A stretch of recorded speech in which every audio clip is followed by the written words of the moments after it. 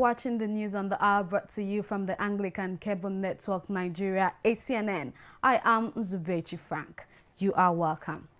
Students have been admonished to be of good character and show forth confidence in Jesus Christ as they pursue individual desires. They were also taught to be a good representation of their alma mater and never leave behind the godly virtue impacted on them. This was the submission of the speakers at the 12th graduation ceremony and award ceremony of the Anglican Girls Grammar School, Gudu, Abuja. Here's the report.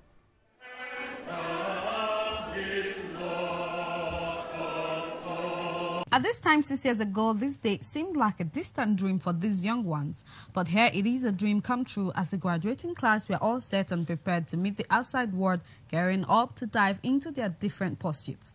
It was all smiles and emotional as the class 2018 of the Anglican Girls Grammar School bid final farewell to their teachers, classmates, friends and junior ones.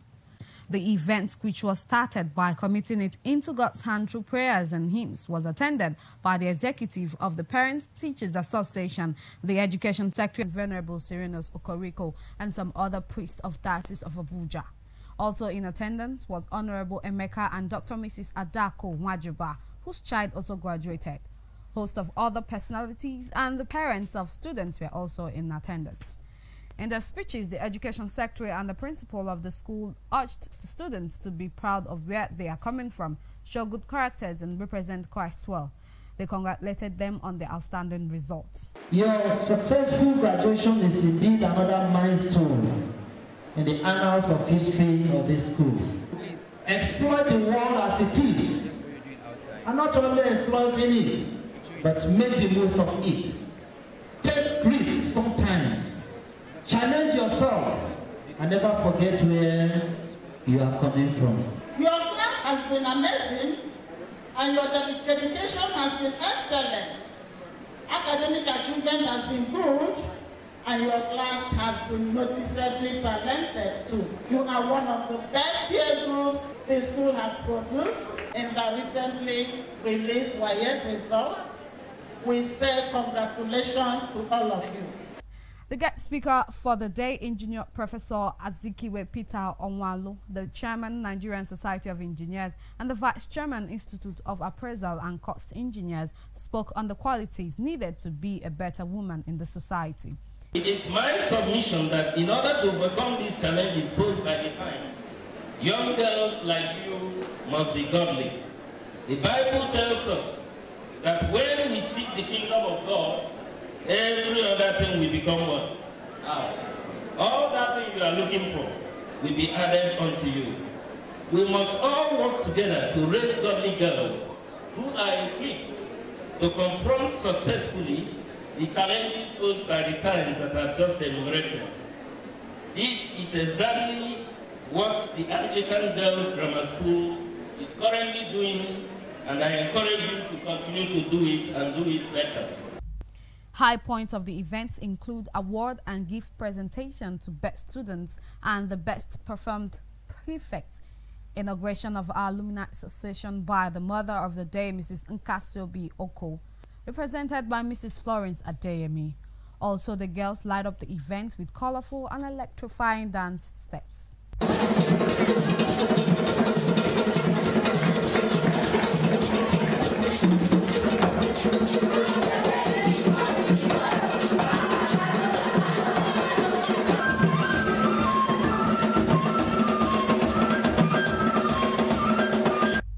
In her valedictory speech, the best graduating student, Favor Okochukwu Uba, who also served as the assistant head girl, read out her experiences growing up under the tutelage of the AGGS staffers.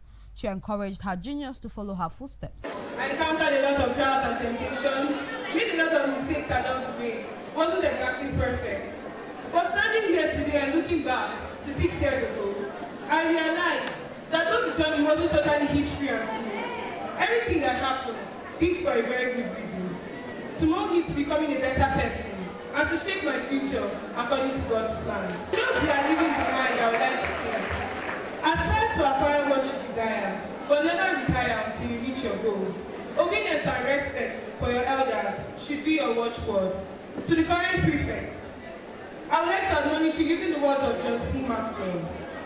A leader must be close enough to relate to others, but far enough ahead to motivate them. Indeed, it's a day that would forever live in the memories of the students and their parents. Nigerians, especially Christians, have been urged to keep their PVCs so as to make good use of it come 2019 and not be discouraged with regards to the outcome of the Ekiti governorship election. Reverend Canon Smart, a priest in the Anglican Diocese of Abuja, proceeded this while playing guest in the ACNNTV program Christians in Politics. According to him, apart from keeping the PVCs, Nigerians should begin to strategize on how to make their votes count. Let us not be discouraged because of the outcome of Ekiti election. Keep your PVC and use it in 2019.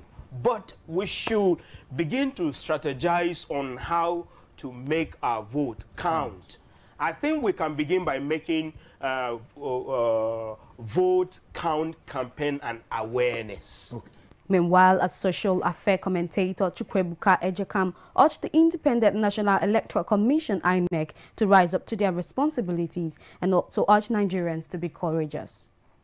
Nigerians should not be discouraged, especially with recent things, because rigging cannot happen if you don't give them that leeway to operate. So let's get our PVC and do the right thing. Then INEC should rise up to their responsibility. Joseph Stalin said something, that the people who cast the vote decide nothing. That the people that decide everything are those who count the vote. The people who cast the vote decide nothing. The people who count the vote decide everything. The President of the Federal Republic of Nigeria, President Muhammad Buhari, has assured that the 2019 general election in Nigeria will be free, fair and peaceful.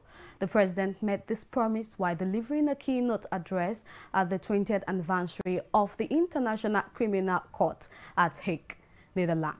He said contrary to tragic incidents that characterized the 2011 general elections, all hands are on deck to ensure the conduct of 2019 elections will be peaceful. It will be recalled that scores of people were killed in parts of the country in the wake of the violence that broke out after the 2011 election in Nigeria. The international community had to conduct preliminary investigations into some of the incidents that trailed the elections. President Buhari, however, said these will not occur in 2019, vowing that his administration will do everything possible to ensure that Nigeria witnessed the conduct of free, fair and peaceful election in 2019. He further called on the state's parties to support International Criminal Court with jurisdiction over serious cases of corruption and illicit financial flows by state actors. Members of the Ekiti State House of Assembly have condemned and rejected the results of last Saturday governorship election as declared by the Independent National Electoral Commission. The Assembly also adjourned sitting till October 8, 2018 due to alleged harassment of members by security agents. The adjournment followed a motion moved by the leader of business, Acnn Olatunji.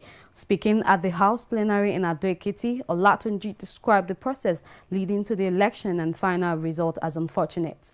He condemned the harassment of Governor Ayodele Fayose, People's Democratic Party leaders across the state, and members of the State Assembly by security men.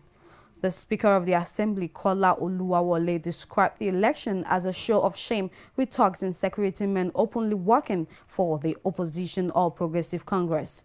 Oluwawole alleged that figures were brazenly doubled to favor the declared winner and expressed confidence that the stolen mandate would soon be retrieved.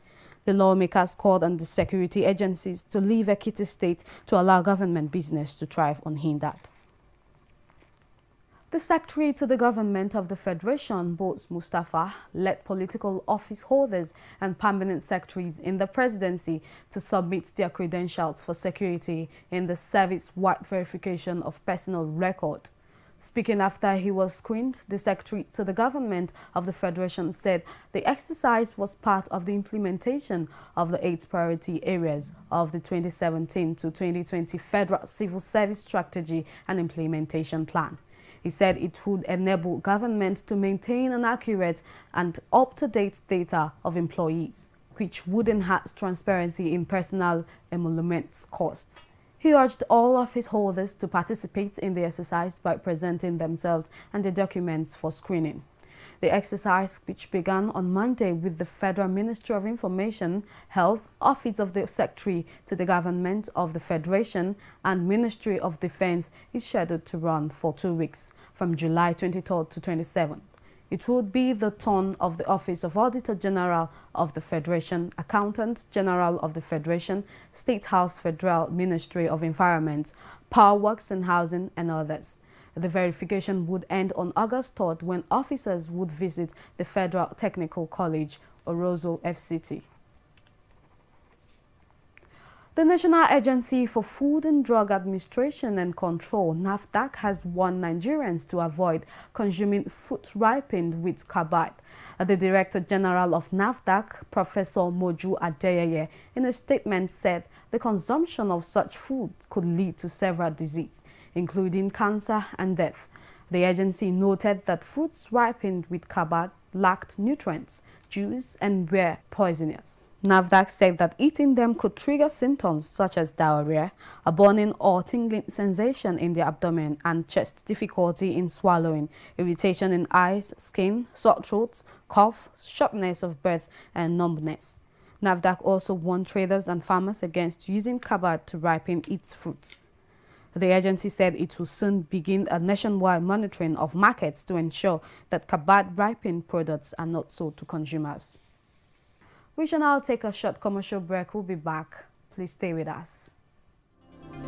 Day and night, we are on the road, following all the stories. And it takes a lot to earn your trust, to give you the coverage of always trusted, because no one has more experience to tell your story, to keep you informed.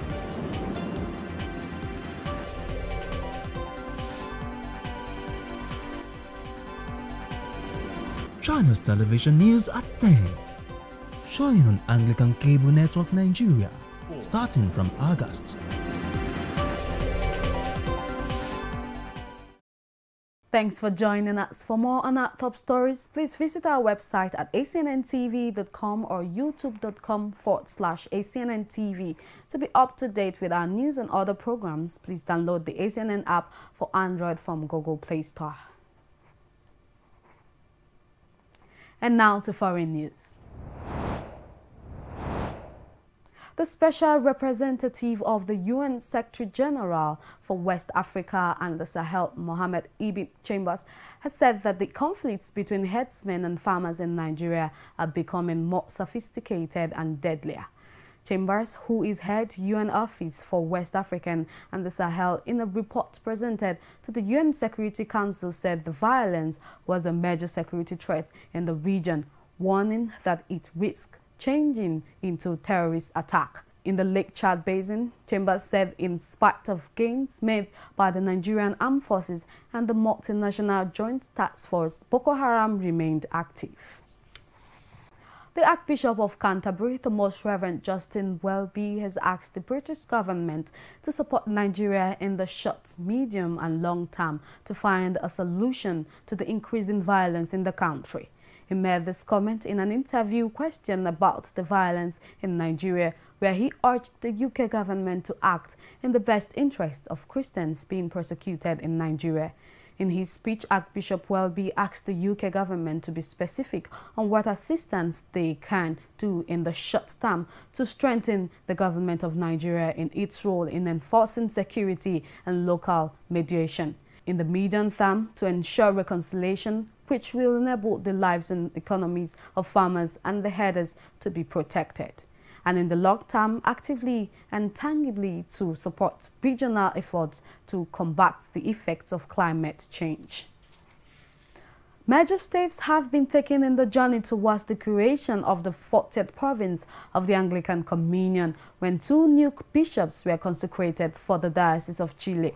The diocese is currently part of the province of the Anglican Church of South America, but is set to become its own autonomous Anglican Communion province later this year. The move has been ratified by both the Diocesan Synod and the Provincial College of Bishops.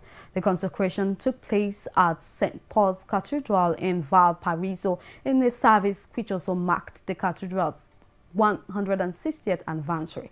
The cathedral had been declared a historical monument and has an important heritage value for the city and the church in Chile as the first Protestant church in the country.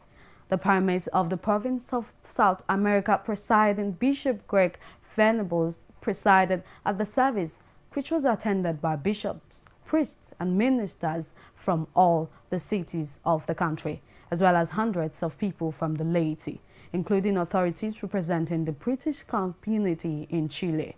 The process will be completed when an international delegation led by the chair of the Anglican Consultative Council visits the province. Former U.S. President Barack Obama used a tribute to Nelson Mandela to one of strange and uncertain times after Donald Trump refused to challenge Vladimir Putin over interference in U.S. elections, delivering a speech in Johannesburg, South Africa, where he spoke to a crowd of more than 10,000 people at a cricket stadium in the centerpiece event of his celebrations marking 100 years since Nelson Mandela's birth. Obama made no direct reference to his successor, but warned that the politics of fear and resentment were spreading across the world. He went further to criticize climate change deniers, race-based migration policies, unbridled capitalism, and strongman policies, all issues likely to be seen as failed attacks on Trump. Mandela, who died in 2013, remains a global icon for his long struggle against white minority apartheid rule and for his message of peace and reconciliation after being freed following 27 years in prison. It is a plain fact that racial discrimination still exists in both the United States and South Africa. And it is also a fact that the accumulated disadvantages of years of institutionalized oppression have created yawning disparities in income and in wealth and in education and in health, in personal safety, in access to credit. So it's on that note that we draw the curtain on this edition of the News on the Hour. I want to thank you for watching. I am Zubechi Frank.